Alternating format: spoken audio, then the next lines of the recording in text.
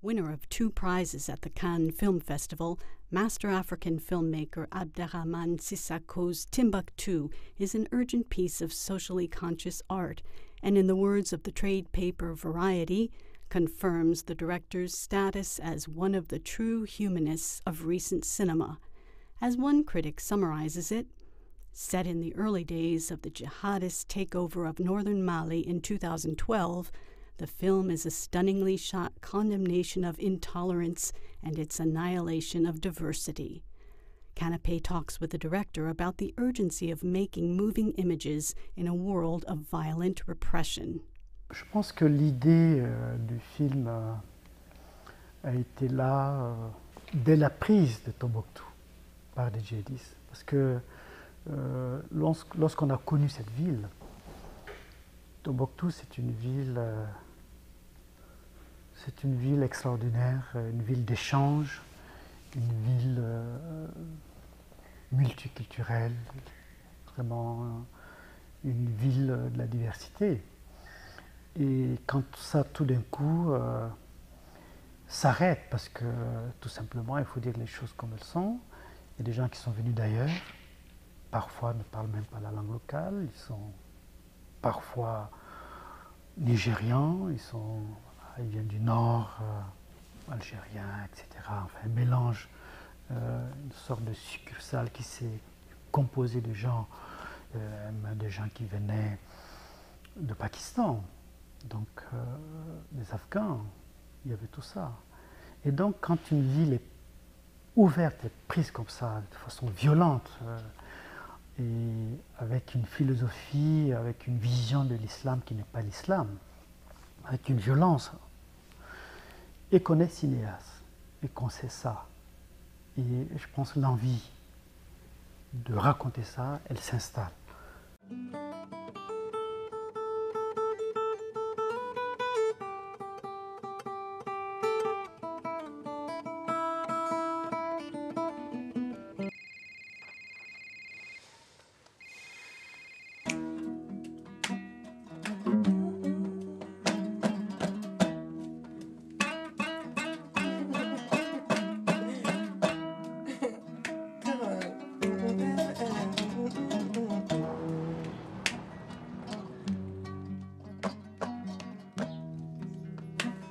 Quand on est cinéaste, artiste, on a envie d'alerter en quelque sorte les gens pour dire que faisons attention parce que tout ça n'est pas si loin.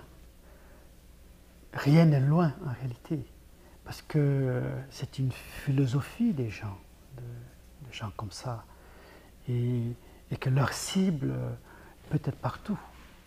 Voilà.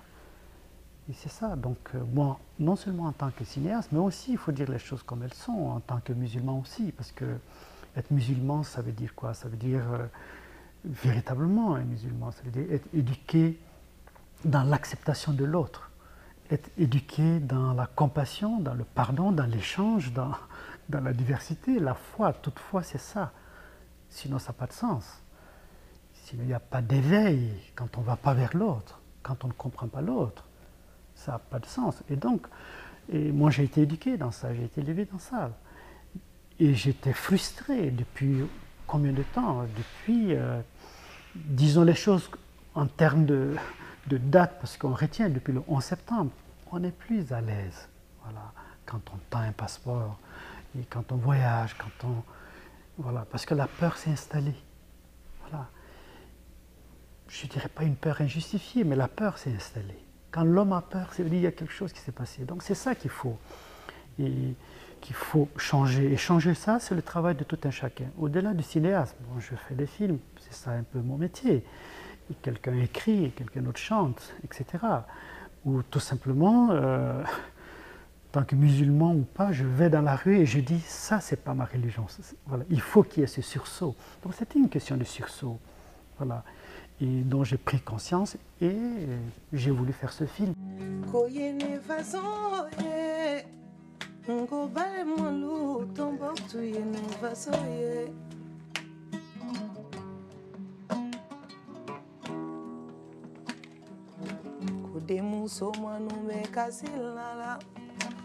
ko jago ya furu aya damina he he he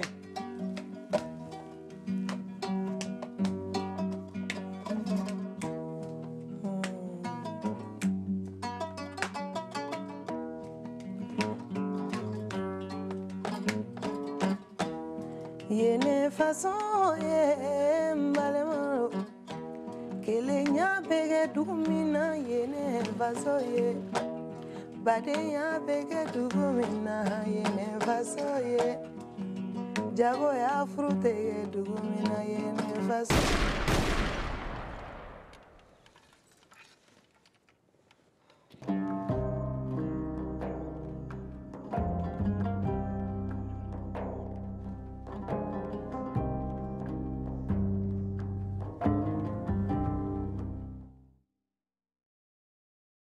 René Vauthier has made more than 150 films in his 60-year career.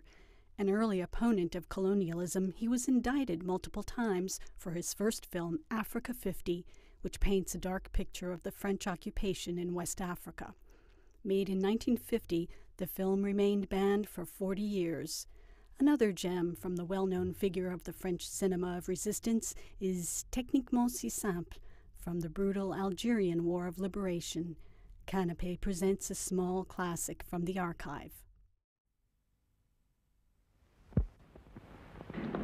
J'arrive à Sime Saoud, technicien du pétrole, c'est mon métier. Vous savez, à travers tout le désert, il y a comme ça des équipes qui s'occupent du pétrole, le forage, l'exploitation, tout ça. Et donc j'arrive là-bas, à Sime Saoud, je débarque. Le Far West, quoi.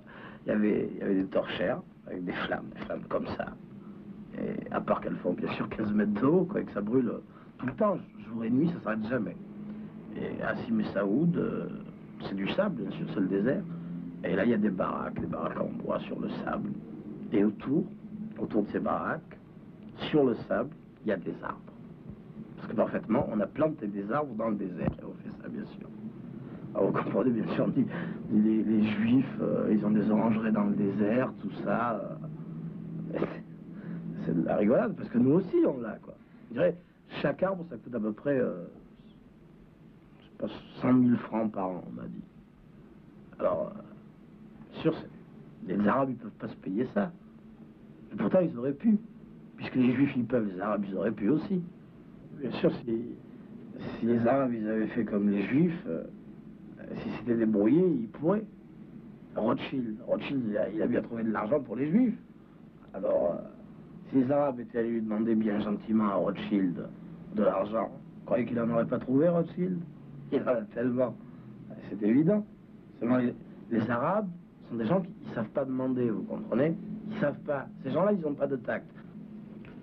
Bon, alors, j'arrive à Sime Saoud, j'étais convoqué. Vous savez, dans le désert, les équipes de forage, elles sont mixtes. Il y a des Arabes et des Français qui travaillent ensemble. Comme ça, à chaque point du désert, parfois, ils trouvent des petits trucs en travaillant, des trucs de métier, quoi. Par exemple, on met un petit chiffon comme ça sur une tige, et puis la tige, elle ne vibre plus du tout. Il y a même des Arabes qui en trouvent comme ça, par pur hasard d'ailleurs, mais ils en trouvent parfois, c'est vrai. Et tous ces trucs-là, il faut se débrouiller pour les faire connaître aux autres équipes, parce que ça sert, et c'est vachement rentable, vous comprenez. Quand la tige, elle vibre plus, on gagne du temps, c'est beaucoup mieux. Donc, il y a un gros intérêt à connaître tous ces trucs-là. Alors, j'arrive là-bas, et on me dit, voilà, vous allez partir dans le désert, visiter toutes les équipes. On voit le patron, le directeur, Sime Saoud, il me dit, voilà, vous allez partir avec un gars, il s'appelle Rachid, c'est un arabe. Vous allez vivre 3 mois ensemble, vous allez faire 8000 km dans le désert. Enfin, c'était l'aventure, quoi. Il me dit, mais d'abord, il faut que vous vous connaissiez, et vous avez pour ça 5 jours, ici, pour vous connaître. Alors, moi, ça me plaît. Voyager, tout ça, je suis un type d'aventure. L'esprit, l'aventure, ça me plaît, quoi. Et on me présente Rachid. Bon, moi, l'aventure, ça me plaît, mais avec quelqu'un qui a du tact, vous comprenez? Pour vivre 3 mois avec quelqu'un, il faut vraiment qu'il ait du tact. Voilà. Alors, Avec Rachid, je vais manger à la cantine, comme ça. Moi, au début, vachement sympa pour mettre en confiance, tout ça, c'est... Ouais, ces gens-là, ils sont complexés. Moi, je commence, je lui dis, alors il fait beau en Algérie, vous avez du soleil, tout ça, enfin, banalité, l'Algérie de carte postale, quoi. Et puis je lui dis, il fait froid aussi parfois chez vous. D'ailleurs, à la guerre, j'ai failli avoir les pieds gelés. Là, c'était un terrain un peu épineux, on est venu à parler de la guerre. Mais de suite, j'ai rassuré, j'ai dit, moi, je n'ai pas fait la guerre, pour ainsi dire, j'ai jamais tenu un fusil, c'est vrai, j'ai jamais tenu un fusil à la guerre. J'ai jamais tiré sur un Algérien, par eux, je lui dis. Il me dit, alors, quelqu'un me pose une question, comme ça. Et franchement, je lui dis que j'étais dans la technique. C'est vrai, j'étais technicien à la guerre d'Algérie, on les pète comme tout le monde. Et je m'occupais des mines. On était avec des mecs vachement sympas, des types tranquilles, des pépères, quoi. Pas des têtes brûlées, pas des mecs qui voulaient tout casser, non, nous. On était des techniciens. Alors je lui explique comment on faisait pour poser les mines. C'est simple, pour poser les mines, c'est un boulot de technicien, mais on a toujours besoin d'avoir recours à un truc très simple. On plante un piquet qui sert de repère. Et à partir de là, on prend un angle, mettons à 45 degrés, et on pose 5 mines comme ça, les unes après les autres.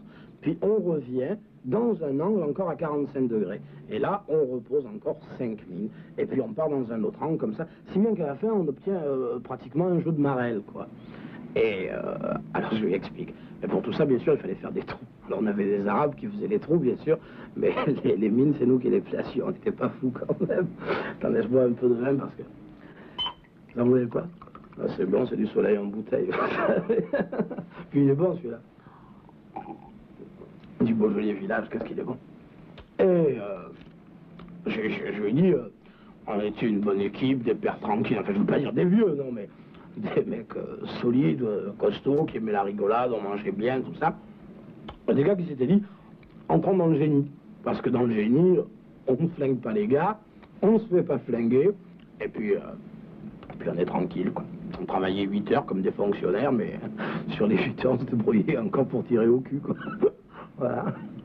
Alors bien sûr, on tirait au cul, mais quand même l'Algérie d'hiver, il fallait se la faire, surtout du côté de Soukaras. Alors le Rachid, comme ça, il relève la tête, et il me dit, moi je suis de Soukaras. Alors je le regarde comme ça, et puis gentiment, quoi, histoire de lui faire plaisir, tout ça, on aime toujours bien entendre dire du bien de son pays, tout ça. Je dis, ah oui, c'est très joli, on y allait souvent faire une virée, j'en garde un très bon souvenir. Et après, il pourpoint comme ça, il me dit, on a quelques jours encore, tu veux qu'on y aille?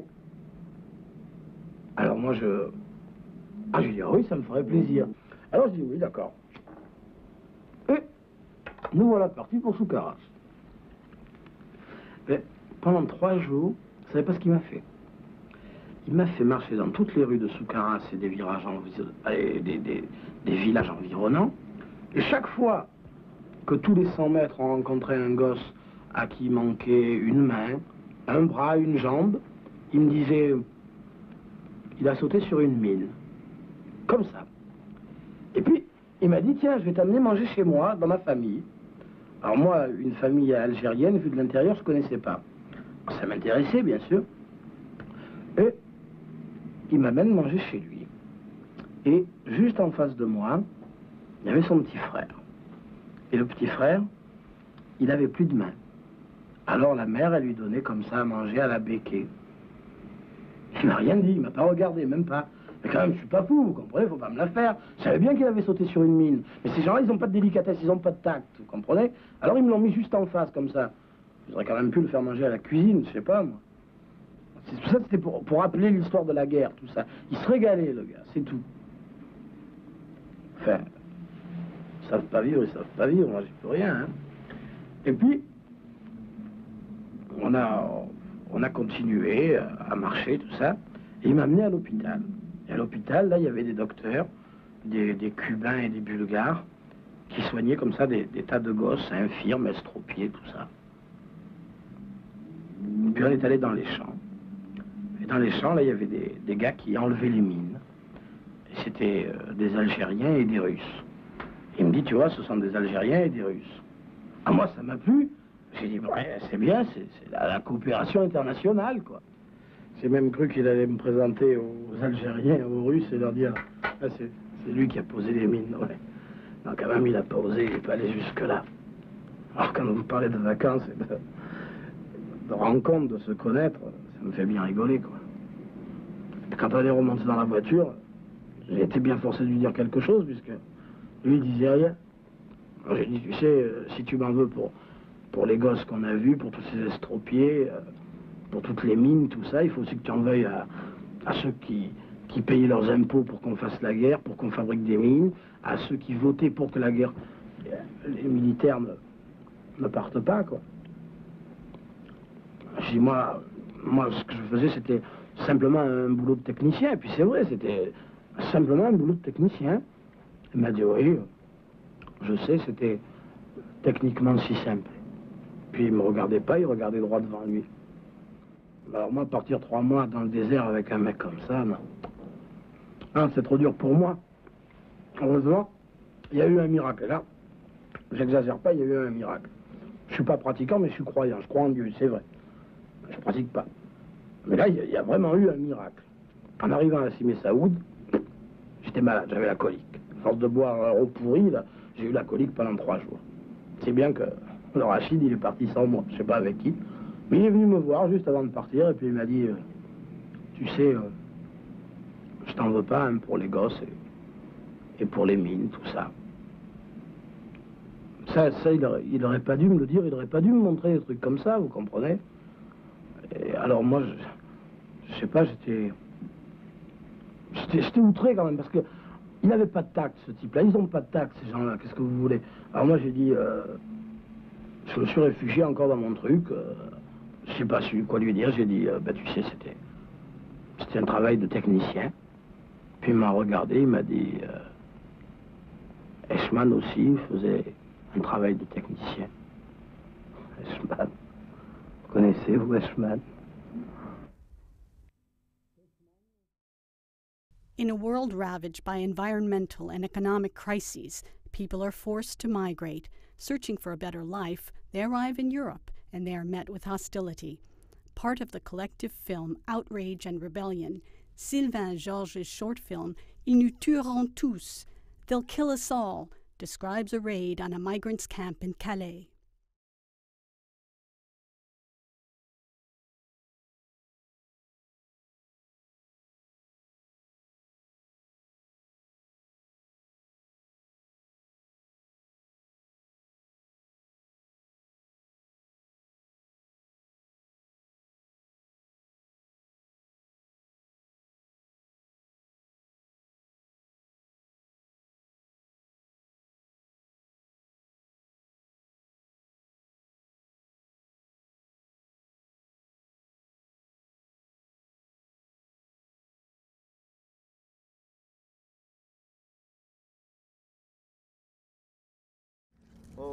On ne sait pas quoi faire.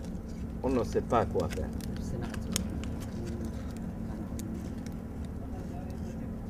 Avec moi.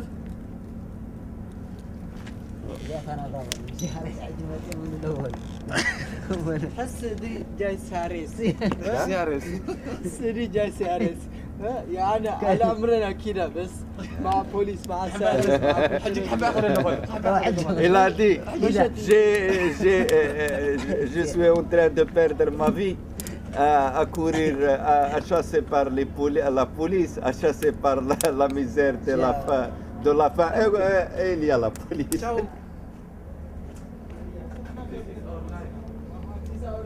It's our life. Look at this. This is our life. Yeah. People cannot live as a I am going to run. Broke your leg to run.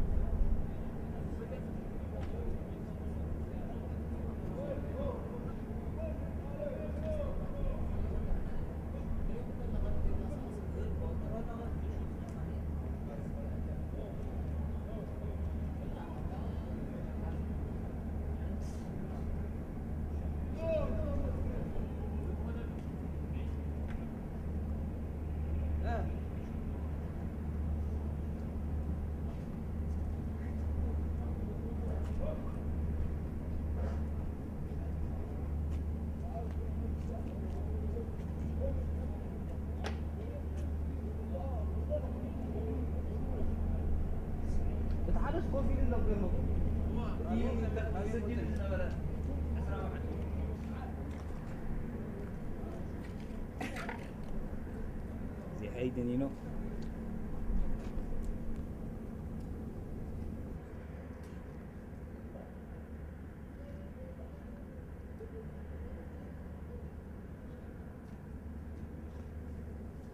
ابوي تعال تلزق حنيفه لا حنيفه بس هذا حنيفه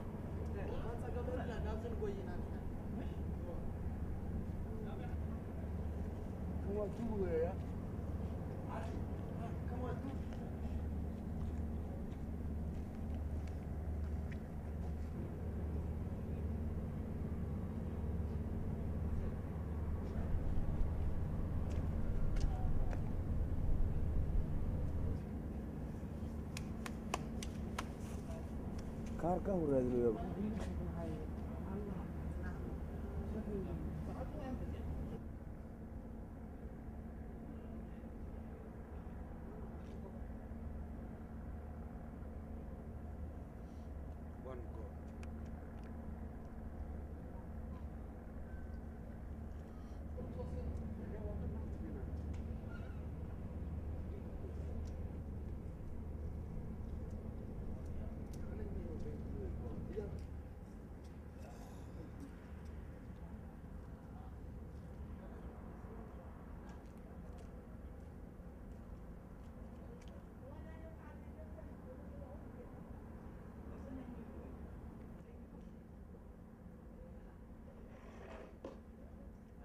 مثل قد رئيس قد معلش وش مثل ها أسرع قلبوت عندي يكون شو بيكاري أنا عندي سنين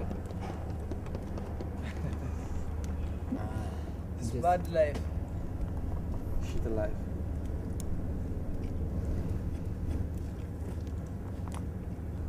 أكيد ما يرمون عن جدا لا يا أكيد والله never Activity is my memory. My mind. someone come on see come on Season.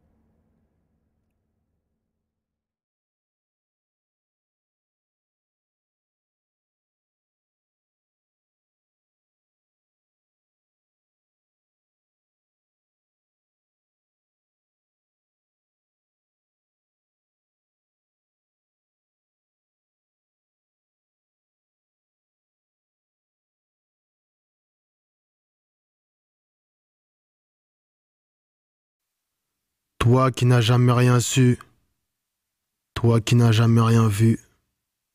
Oui, il est trop tard, et les étoiles de lumière encore déplacent leur trajectoire. Ce soir, seules les pierres seront tes compagnes. Regarde-les, blanches et altières, sur les cendres dressées vers le ciel si puissant. Tandis que ton corps, grisâtre, sur le sol se traîne agonisant. Oui, tu portes la guerre, le feu, le fer et le sang. Mais d'armes et de colère, ne le sais-tu? Nous sommes là, toujours comme hier, et te ferons répéter un à un, un à un, un à un, le nom des morts. Oui, des survivants.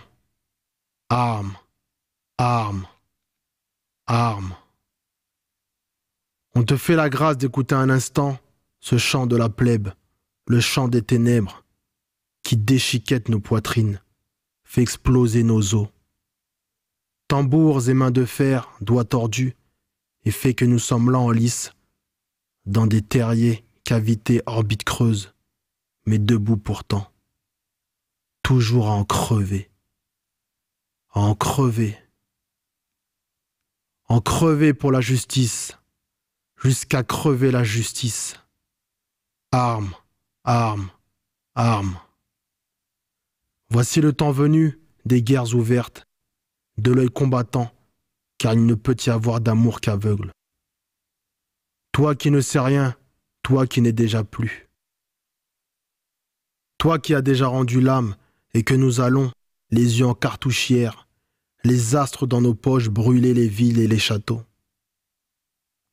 Oui, rage, en rage, les chiens sont lâchés. Et d'hier, d'aujourd'hui comme demain, tu ne pourras plus jamais t'échapper. Il te sera fait ce que tu as fait aux autres. Armes, armes, armes.